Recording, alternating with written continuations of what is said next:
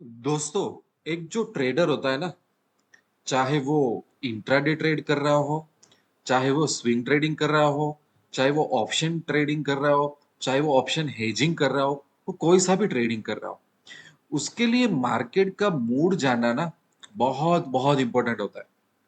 और उसका एक सबसे बड़ा तरीका है कि मल्टी टाइम फ्रेम एनालिसिस। मतलब एक ही चार्ट को, चाहे वो निफ्टी हो, चाहे वो बैंक निफ्टी हो, चाहे कोई कोई भी स्टॉक हो, एक ही चार्ट को अलग अलग टाइम फ्रेम पे एनालिसिस करके अपने एडवांटेज में कैसे यूज किया जाए, ताकि मार्केट का मूड तो पता चले, मार्केट में प्रोबेबिलिटी किस साइड रहेगी वो भी मुझे पता करनी है।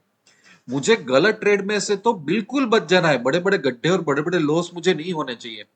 और मैं कहीं किस तरह से मार्केट की दिशा में रहूं ताकि फेवर मेरे पास रहे, ना कि किसी और के पास। एक ट्रेडर के मन में ये काफी सारे सवाल हमेशा के लिए होते हैं, और इसका बहुत सिंपल और बहुत इंटरेस्टिंग आंसर मिलता है अलग अलग टाइम फ्रेम में से। तो एग्जांपल के साथ मैं बताऊंगा। ये कोई शॉर्टकट नहीं है, यहाँ पे हम एक्यूरेसी के पीछे पागल नहीं हो रहे हैं, राइट। यहाँ पे हम जजमेंट पे फोकस कर रहे हैं। सो जजमेंट की तरह देखना, कोई शॉर्टकट या तो टिप कि मैं ओवरनाइट में कैसे पैसा बना लूं, ऐसा कोई ये वीडियो नहीं है। सबसे पहले मैंने यहाँ पे एक रिलायंस का चार्ट ले लिया। रिलायंस को समझने के लिए सबसे पहले मैं वीकली चार्ट ओपन कर लूंगा। तो ये रिलायंस का वीकली चार्ट ओपन हो गया, ठीक है। अब यहीं से ही कुछ समझना स्टार्ट करो। तो रिलायंस में कब से ये वेव चालू है, देखो। कब से ये वेव है, देखा। ये काफी सालों से चल रहा है। अगर यहां से वेव स्टार्ट हुआ था तो 2021 में स्टार्ट हुआ था। मतलब 2 साल से रिलायंस एक पर्टिकुलर रेंज में है, देखो। पता चल रहा है ना। और यहाँ पे कितनी बार अपर साइड छू चुका है, एक साइड, दूसरा, और अभी तीसरी साइड। तो ये रेजिस्टेंस है वीकली बेसिस पे। अब यहाँ पे मुझे बहुत साफ साफ दिख रहा है कि वीकली बेसिस पे ये काफी अच्छी रेंज में 2 साल से घुस चुका है। सबसे पहले तो मुझे ये पता चल गया। अब इससे फायदा क्या होगा मुझे, कि जब जब ये गिरेगा, डाउनवर्ड आएगा, और इतना या इतना यहाँ पे गिरेगा ना, मेरे लिए स्विंग ट्रेडिंग करना, मेरे लिए इन्वेस्टमेंट करना, उस चीज को वो ज्यादा डिफेंड करेगा, वहां से बायर्स आएंगे, ये सब चीजें मुझे पता चल जाएगी। मैं डरूंगा नहीं। जिन लोगों में नॉलेज नहीं होगा ना, अगर ये रिलायंस इस तरह से अभी यहाँ पे आया हुआ है, अब फिर से ये गिरना चालू करें तो ये लोग डर जाएंगे। बट मैं अगर इन्वेस्टर हूं तो मैं ध्यान रखूंगा कि मैं इस पॉइंट पे एंट्री ले सकता हूँ, इस पॉइंट पे एंट्री ले सकता हूँ। मुझे स्विंग ट्रेडिंग करना हो तो अगर ये यहाँ से वेव अपना चेंज करेगा, मुझे कैंडल स्टिक की यहाँ पे कोई रिवर्सल वाली पैटर्न दिखाई देगी, तो मैं उस पर फोकस करूंगा। इंट्राडे में वहां पे बाइंग आएगी, गैप अप्स आएगा, जब ट्रेड ट्रेड रिवर्सल होगा तो ये सब चीजें मुझे वीकली चार्ट से ही पता चल जाती है कि रिलायंस कर क्या रहा है। देखा ना, सबसे बढ़िया एक चीज हो रही है यहाँ पे। फिर मैं वही चीज को मैं डेली बेसिस पे देखता हूँ। तो पहले वीकली में चले जाते हैं। वीकली में मुझे पता है कि ये तो अभी बहुत अच्छे मूड में जा रहा है। तो डेली बेसिस पे देखो, वही चीज यहाँ पे कंफर्म हो रही है। तो मैं ज्यादा पुट साइड या तो ज्यादा शॉर्ट साइड में नहीं जाऊंगा, क्योंकि मेजर मेजर ट्रेंड तो अप चल रहा है, राइट। सो डेली बेसिस पे भी ये कंफर्मेशन बहुत अच्छी तरह से मिल रहा है। और नीचे जाता हूं 4 आवर्स के चार्ट में। 4 आवर्स के चार्ट में देखो, यहाँ पे मुझे रेंज मिल रही है, देखा ना। ये रेंज और ये रेंज, इस रेंज में 4 आवर्स का चार्ट है, ठीक है। तो मैं इसको ऑब्जर्व कर रहा हूँ। तो या जैसे ये ब्रेक होता है तो मुझे इंट्राडे में कितना बड़ा प्रॉफिट होगा, इसको कैप्चर करने के लिए। समझ आ रहा है ना। ये हर बार अपसाइड के ट्रेंड में ऐसा होता है। ये हमने वीकली बेसिस पे पता है अपसाइड ट्रेंड चल रहा है, डेली बेसिस पे भी अच्छा कंफर्मेशन मिल रहा है। हम 4 आवर्स के चार्ट में अचानक से ये रेंज में ट्रैप हो गया काफी सारे घंटे यहाँ पे, ठीक है ना। जैसे उसके बाहर के निकला, बहुत बड़ी मूवमेंट मुझे मिल गई। और मुझे कोई डाउट नहीं था, अगर मैं कुछ ऐसा ट्रेडर हूं जो ज्यादा स्टडी नहीं करता, तो मैं तो यहाँ पे भी शॉर्ट कर सकता था। मैं नहीं करूंगा, क्योंकि मुझे पता है कि क्या होने वाला है, राइट। वही चीज मैं क्या करूंगा यहाँ पे। हाँ, यहाँ पे इसको थोड़ा माइनस कर देते हैं। ओके।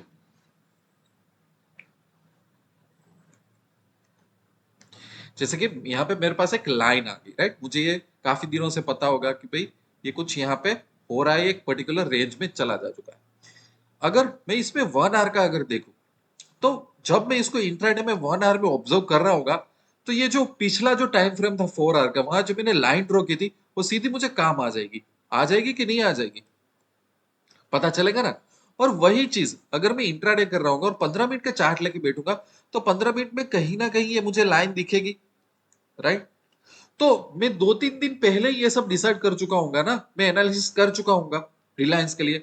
सो आई न्यू, ये मैंने वॉच लिस्ट में रख दिया होगा कि रिलायंस पे इस प्राइस पे देखना है, हाँ भाई ऊपर जाएगा ना, तो यहाँ पे अपने को लंबी पोजीशन लेनी तो लंबी भी ले सकते हैं, इंट्राडे में लेनी तो इंट्राडे में भी ले सकते हैं।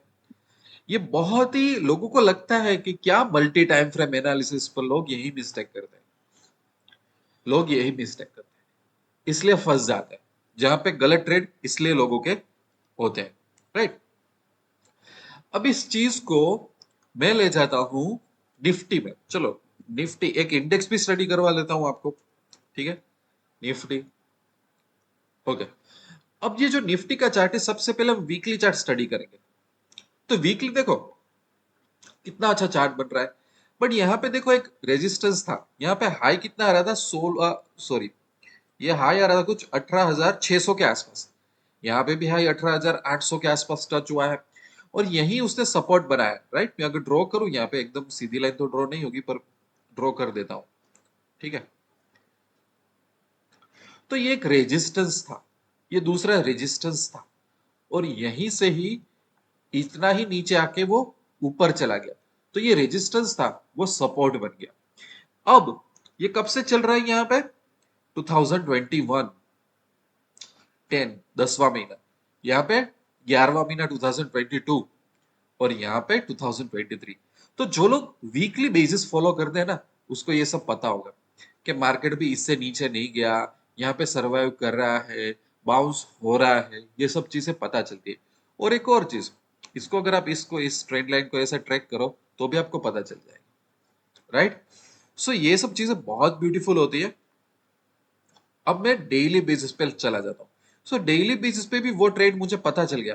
अब यहाँ पे जो छोटे छोटे मेरे को एक दिख रहे हैं, 2023 के ही मेरे को एक रेजिस्टेंस दिख रहे हैं, एक यहाँ पे है, इस तरीके से हो रहा है मेरे पास, ठीक है। तो ये डाउन, ये अप, ये डाउन, और ये फिर से अप, राइट। सो 1, 2 और 3। अब इसके बाद यहां से मुझे कंफर्मेशन मिला ये अप चला गया, तो मेरे लिए ये भी कंफर्म करेगा मुझे कि भाई वो क्या कर रहा है। उसी तरह अगर मैं 4 आवर के चार्ट में चले जाऊंगा, तो कहीं ना कहीं देखो 4 आवर का चार्ट का फायदा क्या होता है कि जैसे कि ये टूटा तो सीधा यहाँ से गैप अप हुआ, मुझे पता चल गया। फिर यहाँ पे देखो एक रेंज बन रही है। आज बैंक निफ्टी और निफ्टी बहुत बुरा परफॉर्म करे ना, बहुत डाउन गया ना आज के तारीख में, देखो। अब इसके ऊपर सीधा उसने 2 दिन बहुत अच्छी मूवमेंट दे दी है ऊपर की साइड, अभी भी ये एक रेंज में ही फंसा पड़ा है। अब निफ्टी के लिए चैलेंज ये है कि ये रेंज के नीचे टूटना है या तो ऊपर टूटना है। हेजिंग के लिए भी काम आएगा आपको, ये सब चीजें हेजिंग में भी काम आती है, मल्टी टाइम फ्रेम एनालिसिस करने के लिए। अब मैं 1 आवर में इसमें स्विच कर देता हूँ, तो 1 आवर में मुझे काफी सारा मार्केट क्या कर रहा है, क्यों कर रहा है, देखो। मैं अगर 4 आवर्स में जाऊंगा ना, 4 आवर्स में जाके मैं करूंगा कि भाई मुझे एक हॉरिजॉन्टल लाइन दे दो आप, ठीक है। कहाँ गई हॉरिजॉन्टल लाइन, ये रही।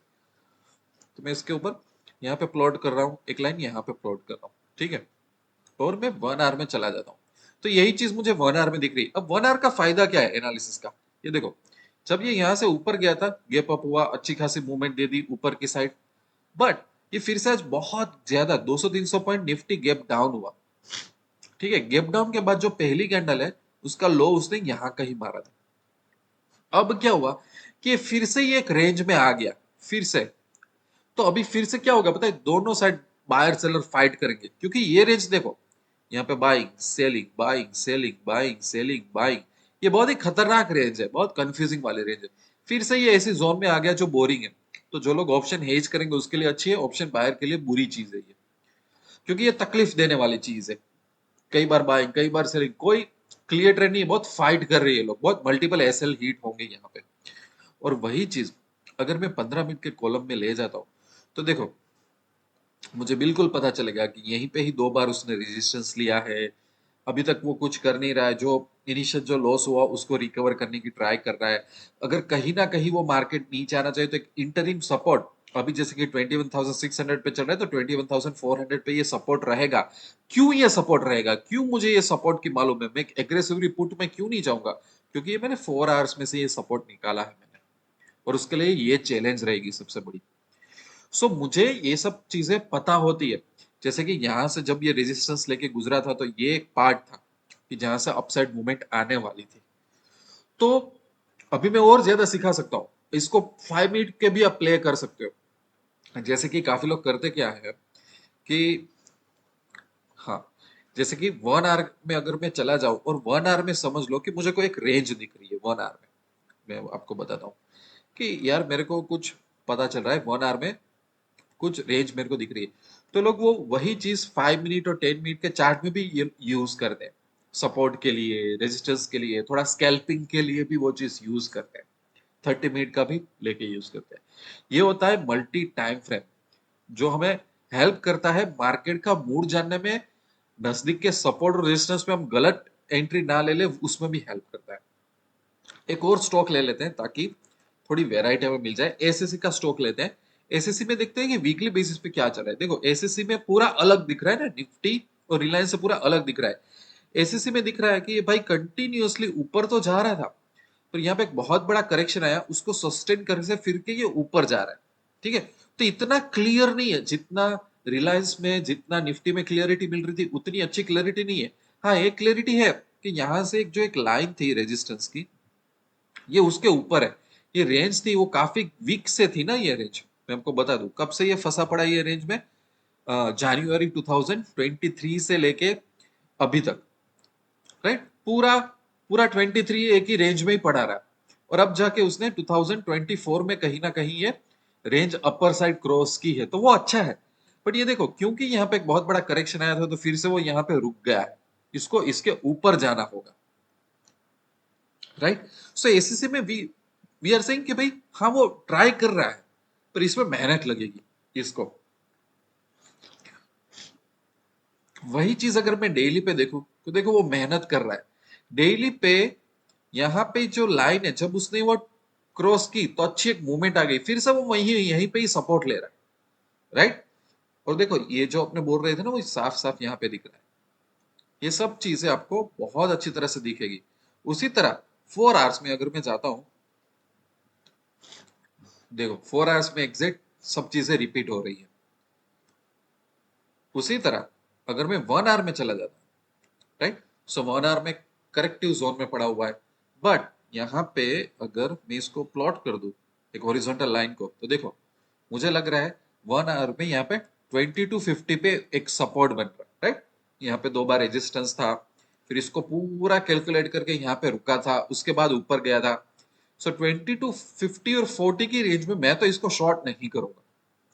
सो ऐसे अपने को पता चलता है कि इंटरिम बेसिस पे कौन से सपोर्ट है, कौन से रेजिस्टेंस है, इंट्राडे बेसिस पे क्या यहाँ पे सपोर्ट आके कंसोलिडेट होके अगर रेंज ब्रेक करता है तो मैं तो बाय कर लूंगा, रादर देन वहां पे मैं सेल करूंगा।